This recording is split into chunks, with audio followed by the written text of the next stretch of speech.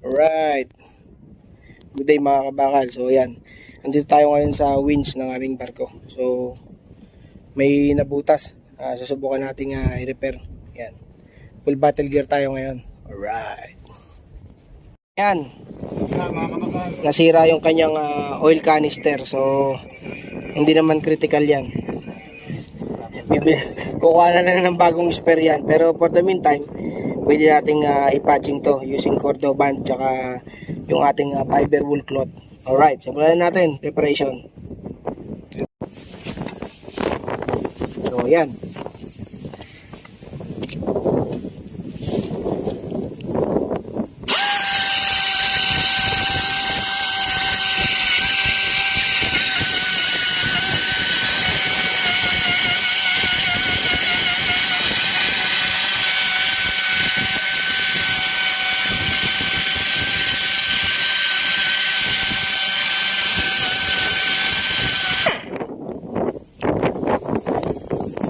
Yun. So, ginawa na natin ng pasok dyan. 3 piraso para matakpan natin yung butas. So, yan. Yan yung butas. Ayan ang haba. Yan. Lapit ko sa inyo para makita ninyo. Yan. So, yan. Ano lang tayo. Yan. Repair lang ang gagawin natin kasi wala tayo spare nan. So yan. Right. Oo. Yung kanina na hawak-hawak mo, ano pa rin, no? Oh? Yung mail, no? Shoutout muna. Ayan. Ayun. Mga kabakal, so nilagay na natin yung first layer tsaka yung second layer ng ating fiber wool cloth. So yun, naselyuan na natin.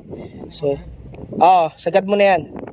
So yun, nagpapatimpla ako ng panibagong Cordoban resin tsaka hardener niya, yung activator.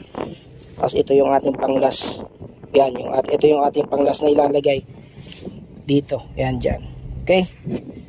Alright. So yan, yan ay pagre-repair. Temporary repair. Oil canister lang naman to ng langis. So walang pressure to. Pag may pressure hindi pwede. Kailangan talaga welding yan. Okay? So ayan, temporary repair lang tayo. So ayan. Ayan o. Okay na.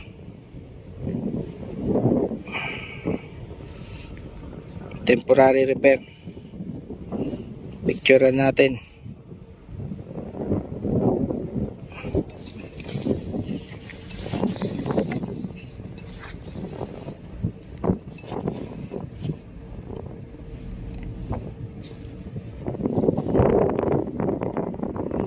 Ayan.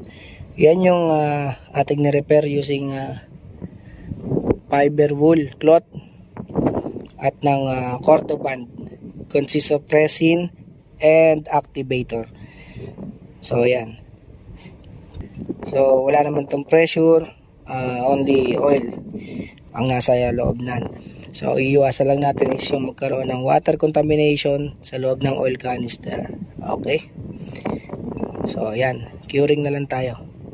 Gawin lang pag-repair mga kabakal. Alright. Keep safe. Brrrt. Ayun. Ayun yung isang side ng oil canister. Ating temporary repair. Dahil walang spare, so takpan lang natin yung butas para maiwasan yung water contamination sa loob ng ating canister. So yun lang, nag-temporary repair tayo gamit yung Cordoban resin and activator. Tapos meron tayong fiber wool cloth para matakpan yung butas. So yun, keep safe mga kabakal. Tapos na tayo. Ayan o, picture.